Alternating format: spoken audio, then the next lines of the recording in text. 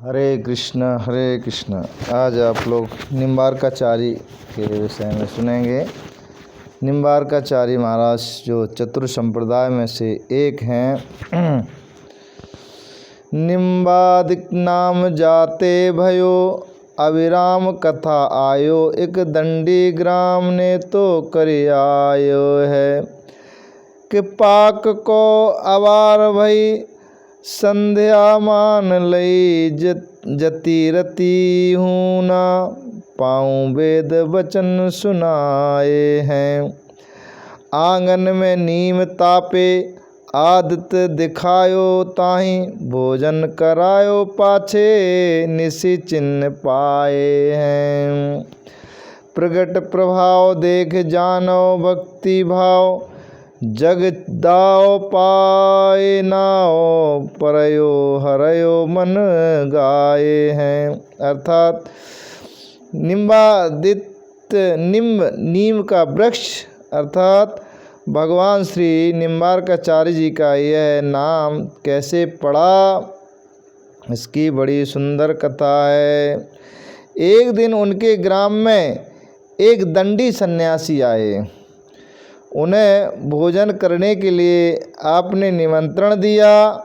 स्वामी जी भोजनार्थ पधारे, परंतु रसोई करते करते इतनी देर हो गई कि सूर्य अस्त हो गया। सन्यासी जी ने शास्त्र वाक्य का प्रमाण देकर कहा कि अब तो मैं रत्ती भर यहाँ नहीं खा सकता हूँ।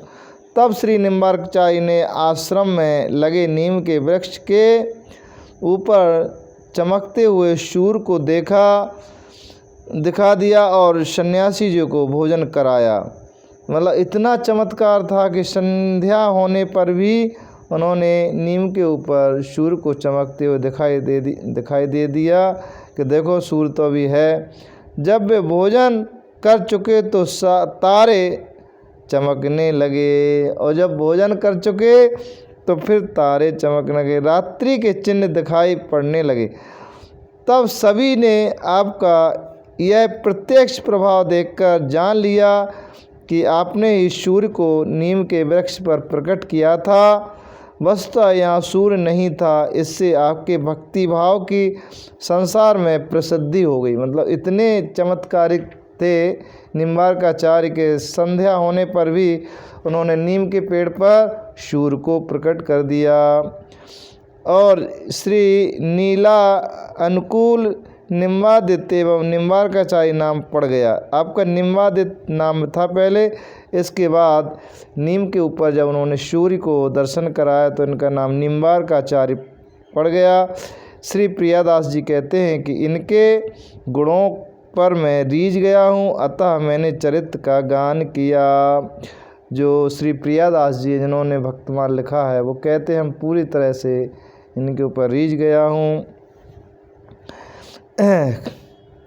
श्री निकुंज सखी के परिकर में ये श्री रंग देवी के रूप में श्री प्रिया प्रीतम की सेवा में तत्पर रहते हैं। जो ये निम्बार्काचार्य निकुंज में श्री रंग देवी के रूप में ये प्रिया प्रीतम की सेवा करते हैं।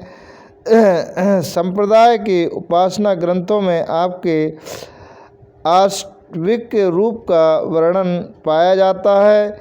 सुदर्शन चक्र श्री रंग देवी, तो सखा, दूसरी गौ, लकुटी आचार्य और श्री जी के श्रृंगार में नथ, श्री जी के अंग में कांति, दक्षिण भारत में हैदराबाद राज्य में पुंड सलीला श्री गोदावरी के तट पर स्थित एक बहदूर्य पत्तन नाम का परम पवित्र तीर्थ है।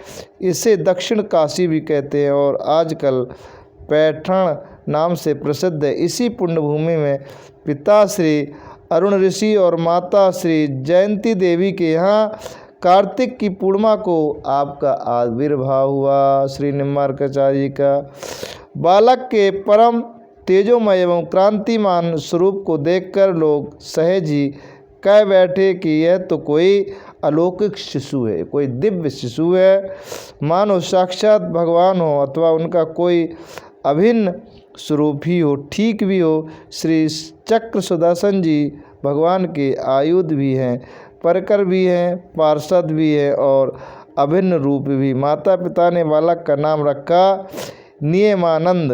अब निम्बार्काचार्य का पहले नाम था नियमानंद।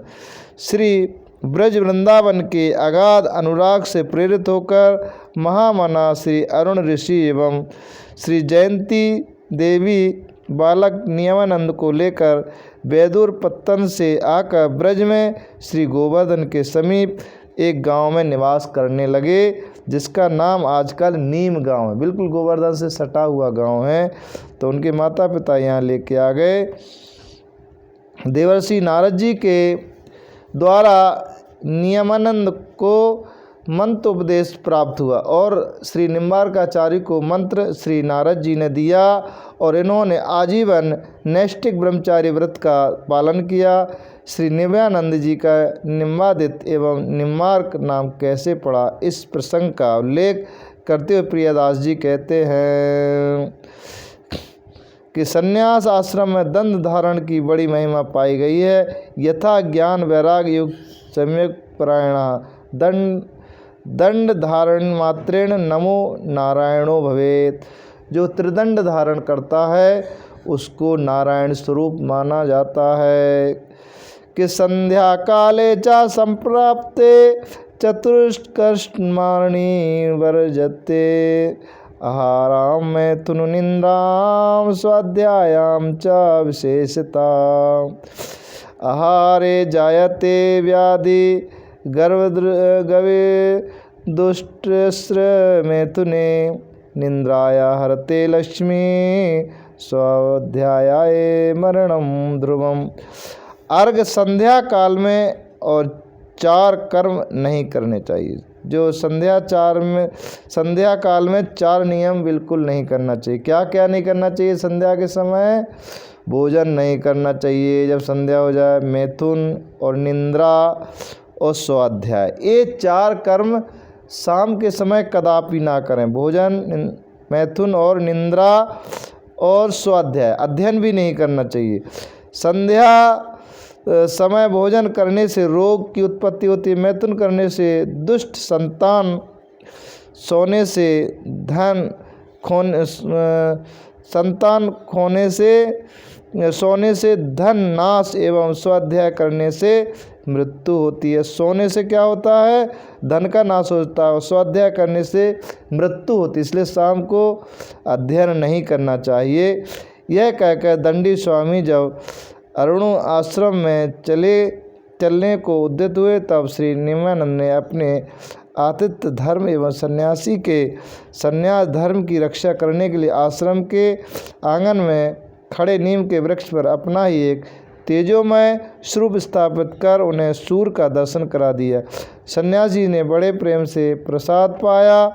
भोजन उपरांत जब वे तेज का स्मरण कर लिए तो मालूम हुआ कि 2 घड़ी रात्रि व्यतीत हो गई। इस प्रत्यक्ष चमत्कार से चमत्कृत होकर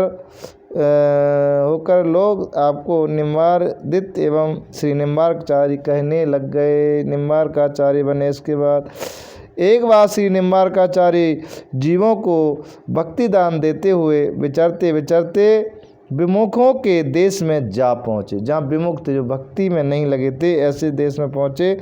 आप वन में गूलर के वृक्ष के नीचे बैठकर भगवत ध्यान कर रहे थे। आपको ध्यान स्थित देखकर बहुत से दुष्ट आपके समीप आए और उपद्रव करने लगे, परंतु आपने अपने साधु स्वभाव से उन्हें सभी को कुछ भी नहीं कहा। भगवत इच्छा से अचानक उसी समय एक गूलर का फल टूटकर आपके चरणों में गिरा और श्री चरणों का स्पर्श होते ही वह फल सबके देखते देखते नर रूप हो गया। वह दिव्य वृषधारी आयोनिज मानव आपकी बहुत बहुत विनय कर चरणों में लिपट गया। तब आपने कृपा करके उसे अपना शिष्य बनाया और नाम रखा अद्वैतम्बराचार्य। श्री आचार्य चरण की आज्ञा एवं आशीर्वाद से श्री औदम्ब आचार्य जी ने भी बहुत से विमुखों को हरि सन्मुखिया आँखों के सामने प्रत्यक्ष घटी घटना से भी विमुख किया। बहुत सारे जो अधर्मी थे उन्हें भक्त बनाया। तो उनके जो शिष्य थे जो गूलर से प्रकट किया उन्होंने। तो इस तरह से निम्बार्काचार्य का शॉर्ट में आपको सुनाया उनका तो बहुत बड़ा चरित्र है। हरे कृष्णा हरे कृष्णा।